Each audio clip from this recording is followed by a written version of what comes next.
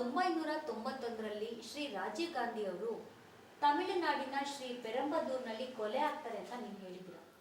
ಅದ್ರ ಬಗ್ಗೆ ದಾಖಲೆ ಕೊಡ್ತೀರಾ ಸರ್? ಖಂಡಿತ ಕೊಡ್ತೀನಿ. ನಾನು 21/3/91 ಶಿವಮೊಗ್ಗದಲ್ಲಿದ್ದೆ, ಶಿವಮೊಗ್ಗ ಟೆಲಿಗ್ರಾಫ್ ಆಫೀಸಲ್ಲಿ. ಅವಾಗ ಶ್ರೀಮತಿ ಸೋನಿಯಾ ಗಾಂಧಿ ಅವರಿಗೆ ಒಂದು ಟೆಲಿಗ್ರಾಮ್ ಮಾಡಿದೆ 21/3/1991ರಲ್ಲಿ. ಮಿಸೆಸ್ ಸೋನಿಯಾ ಗಾಂಧಿ 10 ಜನಪತ್ ಅವ್ರು 10 ಜನಪತ್ತಿಗೆ ಶಿಫ್ಟ್ ಮಾಡಿದ್ರು. 10 ಜನಪತ್ತಿಗೆ 10 Janpath new Delhi 11/0/0011. In the year 1991, Prajotpati Samvatsar versus to Sri Rajiv Gandhi and his fortune. There is a serious threat for life of Sri Rajiv Gandhi and on his visit to Tamil Nadu state, Madras city and surroundings areas during his May 1991 visit. TDR Harishchandra, Karnataka, TDR Harishchandra, Turkatte Port, Karnataka. ಇದು certified copy Sonia ಗಾಂಧಿಗೆ Telegram ಮಾಡಿರೋದು. ಆಮೇಲೆ ನಾನು ಇನ್ನೊಂದು Telegram ಮಾಡಿದೆ astrological ಮ್ಯಾಟ್ರಲ್ಲಿ. ಅದು 21/3/1991ರಲ್ಲಿ. ಶ್ರೀಮತಿ ಸೋನಿಯಾ ಗಾಂಧಿ 10 ಜನಪತ್ ನ್ಯೂ ಡೆಲ್ಲಿ 11/0/0011. ಪ್ರಜೋತ್ಪತ್ತಿ ಸಂವತ್ಸರ್ versus to Rajiv Gandhi and his fortune. Ravi in the place of king and minister and his 8th place.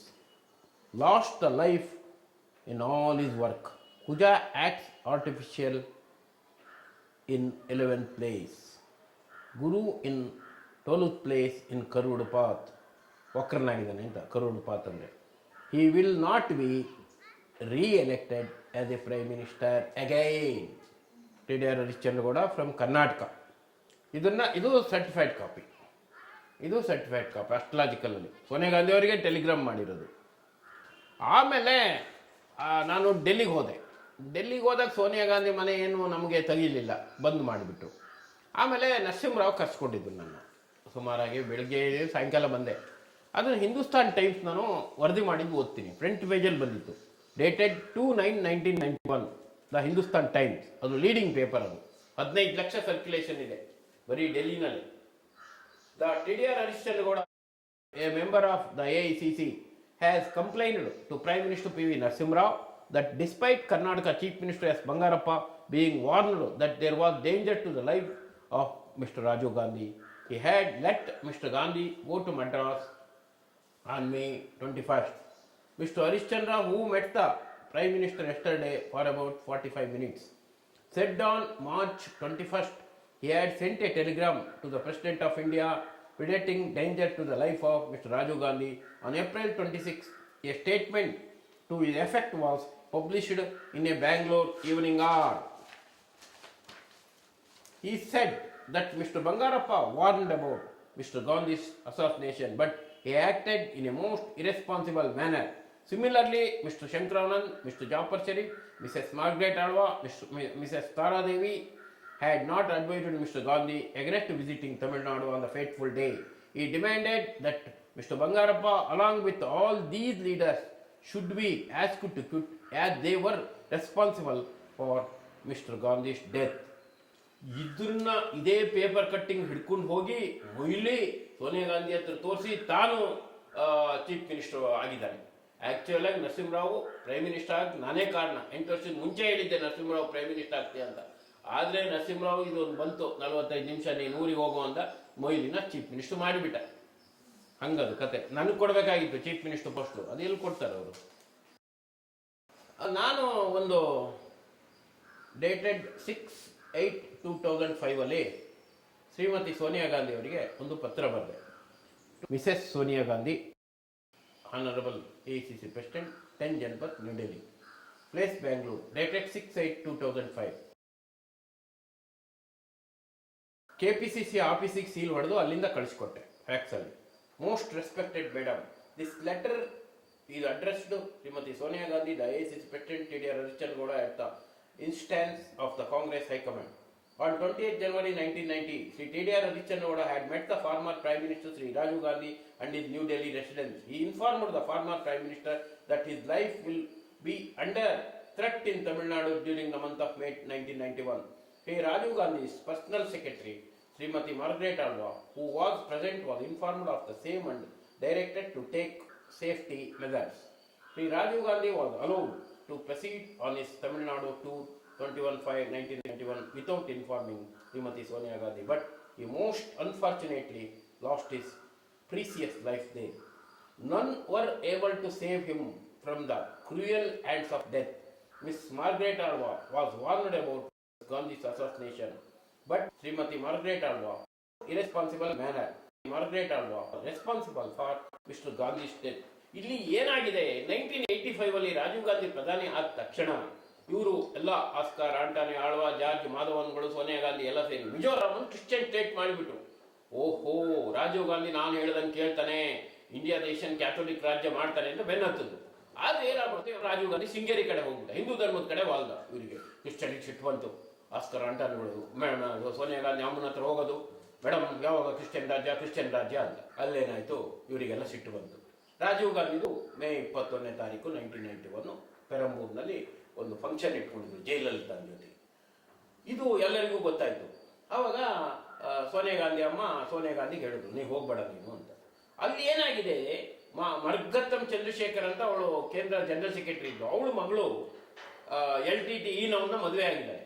LTTE ನವನ್ನ ಅವನ ಮಗಳು. ಅವಳು ಮುಖಾಂತರ ಅಲ್ಲಿಗೆ ಸೂಸೈಡ್ ಸ್ಕ್ವಾಡ್ ಲೇಡಿ ಅವಳಿಗೆ ಬರಕ್ಕೆ ಅವಕಾಶ ಮಾಡಿಕೊಟ್ಟಿದ್ದೆ ಮರ್ಗತ್ತಂ ಚಂದ್ರಶೇಖರ್ ಮಗಳು. ಅವೆಲ್ಲ ರೆಡಿಯಾಗಿತ್ತು. ಸೋನಿಯಾ ಗಾಂಧಿ ಹೋಗಿ ಇದೆಲ್ಲ ಪ್ರೀ ಪ್ಲಾನ್ ಇರುತ್ತೆ ಚೆನ್ನದ್ದು. ಅಲ್ಲೆಲ್ಲ ಹೋಗಿ ಸೂಸೈಡ್ ಸ್ಕ್ವಾಡ್ ಅದು ಅದೇನೋ ಹೇಳ್ತಾರಲ್ಲ, ಮಾನವ ಬಾಂಬ್ ಹಾಕಿ ಕೊಂದ್ರು ಅಂತ. ಆ ಲೇಡಿಗೆ ಬರಕ್ಕೆ ಇವರೆಲ್ಲ ಅವಕಾಶ ಕೊಟ್ಟರು. ಹಾಗಾಗಿ ರಾಜೀವ್ ಗಾಂಧಿ ಬಂದು ಒಪ್ಕೊಂಡ್ಬಿಟ್ರು, ಭಸ್ಮಾಗಿ ಹೋಗ್ಬಿಟ್ಟ ರಾಜೀವ್ ಗಾಂಧಿ. ಇವರೇ ಎಲ್ಲ ಸೇರಿ ಮರ್ಡರ್ ಮಾಡಿಸ್ಬಿಟ್ರು, ಕ್ರಿಶ್ಚಿಯನ್ ರಾಜ್ಯ ಮಾಡಲಿಲ್ಲ. ಯಾಕಂದ್ರೆ ಇದೆಲ್ಲ ಕರುಣಾನಿಧಿ ಕೋಆಪರೇಟ್ ಮಾಡಿದ್ದಾನೆ, ನಮ್ಮ ಬಂಗಾರಪ್ಪನು ಕೋಆಪರೇಟ್ ಮಾಡಿದ್ದಾನೆ ಮರ್ಡರ್ಗೆ. ಬೇಕಾದಷ್ಟು ಜನ ಮಾಫಿಯಾ ಗ್ರೂಪ್ ಹಿಂದ್ಗಡೆ ಇತ್ತು, ದುಡ್ಡಿತ್ತು, ಹಣ ಇತ್ತು. ರಾಜೀವ್ ಗಾಂಧಿ ಮುಗಿಸೋದು ಅಷ್ಟೇ. This is the story of Rajiv Gandhi. Amitabh Bachchan ರವರು ಇಂದಿರಾ ಗಾಂಧಿ ಅವರ ಅತ್ಯಮೂಲ್ಯವಾದ ವಸ್ತುವೊಂದನ್ನು ಮಾರ್ತಾ ಇದ್ದಾರೆ ಅಂತ ಇಂಡಿಯನ್ ಎಕ್ಸ್‌ಪ್ರೆಸ್ ದಿನಪತ್ರಿಕೆಯಲ್ಲಿ ವರದಿಯೊಂದು ಪ್ರಕಟವಾಗಿತ್ತು. ಅದ್ರ ಬಗ್ಗೆ ತಿಳಿಸ್ತೀರಾ ಸರ್? ಖಂಡಿತ. ಅದು 25/3/2006 ಬೆಂಗಳೂರು ಇಂಡಿಯನ್ ಎಕ್ಸ್‌ಪ್ರೆಸ್ ಪತ್ರಿಕೆಯಲ್ಲಿ ಅದು ಪ್ರಕಟ ಆಗಿತ್ತು. ಅದನ್ನು ಓದ್ತಾ ಇದ್ದೀನಿ ಈಗ. In the year 1986, one precious and most valuable thing concerning Mrs. Indira Gandhi was sell by Mr. T.D.R. Harishchandra Gowda to the President of America, Mr. George W. Bush, 19 lakhs crores rupees. Mr. Arun Nehru, Mr. Arun Singh, Mr. Amitabh Bachchan went to Mrs. Sonia Gandhi to discuss about this matter, but Mrs. Sonia Gandhi refused to meet Mr. Amitabh Bachchan and Mr. Arun Nehru. Sonia Gandhi asked Mr. Arun Singh to give the original document of that precious thing. But Amitabh Bachchan got very angry and refused to give that authority to Mrs. Sonia Gandhi. Mr. Amitabh Bachchan had taken the responsibility of selling that precious thing. On account of that precious thing, misunderstanding exists between Arun Nehru, Arun Singh and Amitabh Bachchan and Mrs. Sonia Gandhi from last 20 years. Indira Gandhi ಸತ್ತಿದ್ರ ಬಗ್ಗೆ ಅದು original documents ನನ್ನ ಹತ್ರ ಎರಡಿತ್ತು. ಒಂದು ನಾನು ಇಟ್ಕೊಂಡೆ, ಮತ್ತೊಂದು ಅರುಣ್ ಸಿಂಗ್ ಕಡೆ ಕೊಟ್ಟೆ. ಅರುಣ್ ಸಿಂಗ್ ಅದನ್ನ ಅಮಿತಾಬ್ ಬಚ್ಚನ್ ಕಡೆ ಕೊಟ್ಟರು. ನಾವೆಲ್ಲ ಅವತ್ತು ರಾಜೀವ್ ಗಾಂಧಿ ಊರಲ್ಲಿ ಇರಲಿಲ್ಲ. ಸೋನಿಯಾ ಗಾಂಧಿ ಹತ್ರ ಹೋದ್ವಿ.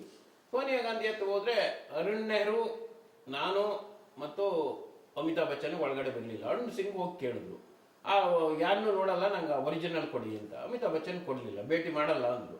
ಭೇಟಿ ಮಾಡಲ್ಲ ಅಂದಮೇಲೆ ಮತ್ತೆ ನಿನಗೆ ಯಾಕೆ ಅಂತೇಳಿ ಭಾಳ ಟ್ರೈ ಮಾಡಿದ್ದಾರೆ ಒರಿಜಿನಲ್ ತಗೊಳಕ್ಕೆ.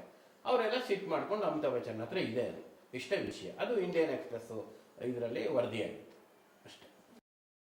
ಕೃಷ್ಣ ಮತ್ತು ವಿಲಾಸರಾವ್ ದೇಶಮುಖ್ ರವರು ಮುಂಬೈನಲ್ಲಿ ನಡೆದ 2008ರಲ್ಲಿ ಬಾಂಬೆ ಬ್ಲಾಸ್ಟ್ ಬಗ್ಗೆ ನೀವು ಪತ್ರ ಕಳಿಸಿದ್ರ? ಖಂಡಿತ ನಾನು ಕಳಿಸಿದ್ದೆ. ಕೃಷ್ಣರವರು ಮಹಾರಾಷ್ಟ್ರದ ರಾಜ್ಯಪಾಲರಾಗಿದ್ದರು, ವಿಲಾಸರಾವ್ ದೇಶಮುಖ್ ಮಹಾರಾಷ್ಟ್ರದ ಮುಖ್ಯಮಂತ್ರಿಗಳಾಗಿದ್ದರು. ಅದನ್ನು ನಾನು ಘನವೆತ್ತ ರಾಜ್ಯಪಾಲರಿಗೆ ಒಂದು ಪತ್ರ ಬರೆದಿದ್ದೆ. ಘನವೆತ್ತ ಸನ್ಮಾನ್ಯ ಶ್ರೀಮತಿ ಪ್ರತಿಭಾ ಪಾಟೀಲ್ ಜಿ, ಭಾರತ ರಾಷ್ಟ್ರಪತಿ ಭವನ ಹೊಸದೆಹಲಿ, ಮಹಾನ್ ಗೌರವಾನ್ವಿತ ಮೇಡಮ್ ರವರೇ, ದಿನಾಂಕ 16/12/2008ರಲ್ಲಿ. ನಾನು ಕೃಷ್ಣಾಗೆ ಕಳಿಸಿದ್ದು 26/11/2005ರಲ್ಲಿ, 3 ವರ್ಷ ಮುಂಚೆ. 26/11 3 ವರ್ಷ ಮುಂಚೆ, ಕರೆಕ್ಟ್ 26/11/2008 ಬಾಂಬ್ ಬ್ಲಾಸ್ಟ್ ಆಯಿತು, 3 ವರ್ಷಕ್ಕೆ ಕರೆಕ್ಟ್ ಆಗಿ. ಆ ಪತ್ರದ ಇದನ್ನು ಸಾರಾಂಶ ಓದ್ತೀನಿ. ದಿನಾಂಕ 26/11/2005 ಕರ್ನಾಟಕ ರಾಜ್ಯದ ಮಾಜಿ ಮಂತ್ರಿ ಶ್ರೀ DK ಶಿವಕುಮಾರ್ ಅವರಿಗೆ ಶ್ರೀ TDR ಹರಿಶ್ಚಂದ್ರ ಒಂದು ಪತ್ರವನ್ನು ಬರೆದಿದ್ದರು. ಮುಂಬೈ ಮಹಾನಗರದ ಮೇಲೆ ಅಂತಾರಾಷ್ಟ್ರೀಯ ಉಗ್ರಗಾಮಿಗಳು ಬಾಂಬಿನ ಸುರಿಮಳೆಯನ್ನೇ ಸುರಿಸುತ್ತಾರೆಂದು ಅವರು ಆ ಪತ್ರದಲ್ಲಿ ತಿಳಿಸಿದ್ದರು. ಅಂದಿನ ಮಹಾರಾಷ್ಟ್ರದ ಮುಖ್ಯಮಂತ್ರಿಗಳಾದ ಶ್ರೀ ವಿಲಾಸರಾವ್ ದೇಶಮುಖ್ ರವರನ್ನು ಶಿವಮೊಗ್ಗ ಜಿಲ್ಲೆ ತೀರ್ಥಹಳ್ಳಿ ತಾಲೂಕು ಮಂಡಗದ್ದೆ ಹೋಬಳಿ ತೂದೂರು ಕಟ್ಟೆ ಅಂಚೆ ದೊಡ್ಡಮನೆ ಗ್ರಾಮಕ್ಕೆ ಸೇರಿದ ಶ್ರೀ ಶ್ರೀ ಶ್ರೀ ವೆಂಕಟರಮಣ ಸ್ವಾಮಿ ದೇವಸ್ಥಾನಕ್ಕೆ ಕರೆದುಕೊಂಡು ಬಂದು ವಿಶೇಷ ಪೂಜೆಯನ್ನು ಮಾಡಿಸಿದರೆ ಮುಂಬೈ ನಗರದ ಮೇಲೆ ಉಗ್ರಗಾಮಿಗಳು ಬಾಂಬ್ ದಾಳಿಯನ್ನು ನಡೆಸುವುದಿಲ್ಲವೆಂದು ಅವರು ಆ ಪತ್ರದಲ್ಲಿ ಬರೆದಿದ್ದರು. ಆ ಪತ್ರದ ನಕಲನ್ನು ಮುಂಬೈ ನಗರದಲ್ಲಿರುವ ಶ್ರೀ ವಿಲಾಸರಾವ್ ದೇಶಮುಖ್ ರವರ ವರ್ಷ ಮನೆಯ ವಿಳಾಸಕ್ಕೆ ಅಂಚೆಯ ಮೂಲಕ ಹರಿಶ್ಚಂದ್ರಗೌಡರು ಕಳುಹಿಸಿದ್ದರು. ಹಾಗೂ ಅಂದಿನ ಮಹಾರಾಷ್ಟ್ರ ರಾಜ್ಯಪಾಲರಾಗಿದ್ದ SM ಕೃಷ್ಣರವರಿಗೂ 2005 ಇಸ್ವಿ ಡಿಸೆಂಬರ್ ತಿಂಗಳಿನ ಮೇಲ್ಕಂಡ ಪತ್ರದ ನಕಲನ್ನು ಅಂಚೆಯ ಮೂಲಕ ಹರಿಶ್ಚಂದ್ರಗೌಡರು ಮುಂಬೈ ರಾಜಭವನಕ್ಕೆ ಕಳಿಸಿದ್ದರು. ಮಾನ್ಯ ರಾಜ್ಯಪಾಲರ ವಿಶೇಷ ಅಧಿಕಾರಿಯಾಗಿದ್ದ ಶ್ರೀಧರ್ ಹತ್ತಿರ ದೂರವಾಣಿಯ ಮುಖಾಂತರ ಮಾತನಾಡಿ ಆ ಪತ್ರವು ಕೃಷ್ಣರವರಿಗೆ ತಲುಪಿದೆ ಎಂದು ಹರಿಶ್ಚಂದ್ರಗೌಡರು ಖಚಿತಪಡಿಸಿಕೊಂಡರು. ಕೃಷ್ಣರವರು ಆ ಪತ್ರವನ್ನು ವ್ಯಂಗ್ಯವಾಗಿ ಓದಿದ ನಂತರ ಕಸದ ಬುಟ್ಟಿಗೆ ಎಸೆಯುವಂತೆ ಹೇಳಿದರು ಎಂದು ಶ್ರೀಧರ್ ಅವರು ಹರಿಶ್ಚಂದ್ರಗೌಡರಿಗೆ ತಿಳಿಸಿದರು. ಹರಿಶ್ಚಂದ್ರಗೌಡರು 3 ವರ್ಷದ ಮುಂಚೆಯೇ ಹೇಳಿದ ರೀತಿಯಲ್ಲೇ 26/11/2008 ಮುಂಬೈ ನಗರದ ಮೇಲೆ ಅಂತಾರಾಷ್ಟ್ರೀಯ ಉಗ್ರಗಾಮಿಗಳು ಬಾಂಬಿನ ಸುರಿಮಳೆಯನ್ನೇ ಸುರಿಸಿದರು. ಶ್ರೀ SM ಕೃಷ್ಣ ಮತ್ತು ವಿಲಾಸರಾವ್ ದೇಶಮುಖ್ ರವರ ಬೇಜವಾಬ್ದಾರಿಯಿಂದ ನಡವಳಿಕೆಯಿಂದಾಗಿ 50 ಗಂಟೆಗಳಲ್ಲಿ 500 ಜನರ ಪ್ರಾಣಹಾನಿ, 50,000 ಕೋಟಿಗಳ ನಷ್ಟವಾಯಿತು. ಈ ಮೊಬಲವು ಕರ್ನಾಟಕ ರಾಜ್ಯದ ವರ್ಷದ ಆದಾಯವಾಗಿರುತ್ತದೆ. ಈಗ SM ಕೃಷ್ಣರವರನ್ನು ಕೇಂದ್ರದಲ್ಲಿ ಮಂತ್ರಿ ಮಾಡಿದರೆ ದೇವರೇ ಕಾಪಾಡಬೇಕಾಗುತ್ತೆ. ಕೃಷ್ಣ ದೇಶಮುಖ್ ಮತ್ತು ಅಶೋಕ್ ಚವಾಣ್ರಗಳು ಸೇರಿಕೊಂಡು ಯಾವುದೋ ಒಂದು ವಿಷಯವನ್ನು ಇಟ್ಟುಕೊಂಡು ದಿನನಿತ್ಯ ಶ್ರೀಮತಿ ಸೋನಿಯಾ ಗಾಂಧಿ ಅವರನ್ನು ಬ್ಲಾಕ್ ಮೇಲ್ ಮಾಡಿ ಅಧಿಕಾರ ಗಿಟ್ಟಿಸಿಕೊಳ್ಳುತ್ತಿದ್ದಾರೆ. ಕೃಷ್ಣರವರಿಗೆ ದಿವಂಗತ ಶ್ರೀಮತಿ ಇಂದಿರಾ ಗಾಂಧಿ ಮತ್ತು ರಾಜೀವ್ ಗಾಂಧಿಯವರ ಸಾವಿನ ಬಗ್ಗೆ ಮುಂಚಿತವಾಗಿ ಗೊತ್ತಿದ್ದರು. PCC ಅಧ್ಯಕ್ಷರಾದಂತಹ ಅಲ್ಲಂ ವೀರಭದ್ರಪ್ಪನವರು ದಿನಾಂಕ 30/4/2012 ಹರಿಶ್ಚಂದ್ರಗೌಡರಿಗೆ ಒಂದು ಪತ್ರವನ್ನು ಬರೆದರು. SM ಕೃಷ್ಣರವರು ದಿವಂಗತ ಇಂದಿರಾ ಗಾಂಧಿ ಮತ್ತು ರಾಜೀವ್ ಗಾಂಧಿ ಅವರ ಸಾವಿನ ಬಗ್ಗೆ ಮುಂಚಿತವಾಗಿ ಗೊತ್ತಿದ್ದರು, ಯಾವ ಚಿಂತೆಯನ್ನು ಮಾಡದೆ ಹಾಗೂ ಅವರುಗಳ ಜೀವವನ್ನು ಉಳಿಸಲು ಯಾವ ಕ್ರಮವನ್ನು ತೆಗೆದುಕೊಳ್ಳದೆ ಬಹಳ ಉದಾಸೀನ ಭಾವದಿಂದ ವರ್ತಿಸಿದ್ದರು ಎಂಬುದಾಗಿ ಅವರು ಹರಿಶ್ಚಂದ್ರಗೌಡರಿಗೆ ಪತ್ರ ಬರೆದು ವಿವರಣೆಯನ್ನು ಕೋರಿದ್ದರು. 17/5/2002 ಹರಿಶ್ಚಂದ್ರಗೌಡರು 2 ಪುಟಗಳ ವಿವರಣೆಯನ್ನು ಬರೆದು ಅಲ್ಲಂ ವೀರಭದ್ರಪ್ಪನವರ ಕೈಯಲ್ಲಿ ಕೊಟ್ಟರು. ಕೃಷ್ಣರವರು ಯಾರಾದರೂ ಅಡಿಗೆಯನ್ನು ಮಾಡಿಟ್ಟರೆ ಆರಾಮಾಗಿ ಊಟವನ್ನು ಮಾಡುತ್ತಾರೆ. ಇದರಿಂದಾಗಿ ಕಾಂಗ್ರೆಸ್ ಪಕ್ಷಕ್ಕೆ ಅಥವಾ ದೇಶಕ್ಕೆ ಯಾವ ಪ್ರಯೋಜನವೂ ಆಗುವುದಿಲ್ಲ. ಇವರು ಅತ್ಯಂತ ಸ್ವಾರ್ಥಿಯಾದರು. ಇವರ ಅಳಿಯನಿಗೆ ಮಾತ್ರ ಸಾವಿರಾರು ಕೋಟಿ ರೂಪಾಯಿಗಳ ಪ್ರಯೋಜನವಾಗಿರುತ್ತದೆ. ತಮ್ಮ ಹಿತಕ್ಕೋಸ್ಕರ ಯಾರನ್ನೂ ಬೇಕಾದರೂ ಬಲಿಪಶು ಮಾಡುತ್ತಾರೆ. ಪ್ರಾರ್ಥನೆ: ಶ್ರೀ SM ಕೃಷ್ಣ ವಿರುದ್ಧ ಈ ಮೇಲ್ಕಂಡ ವಿಚಾರದಲ್ಲಿ ತಿಳುವಳಿಕೆ ನೋಟಿಸನ್ನು ಜಾರಿ ಮಾಡಿ ಕೂಲಂಕುಷವಾಗಿ ವಿಚಾರಣೆಯನ್ನು ಮಾಡಿ ಕ್ರಮವನ್ನು ಜರುಗಿಸಬೇಕೆಂದು ಕಳಕಳಿಯಿಂದ ಪ್ರಾರ್ಥಿಸಿಕೊಳ್ತೇನೆ. ಇದು ರಾಷ್ಟ್ರಪತಿ ಭವನಕ್ಕೆ ಕಳಿಸಿರೋದು ಸೀಲ್. ಇದು ರಾಷ್ಟ್ರಪತಿ ಭವನ ಸೀಲ್.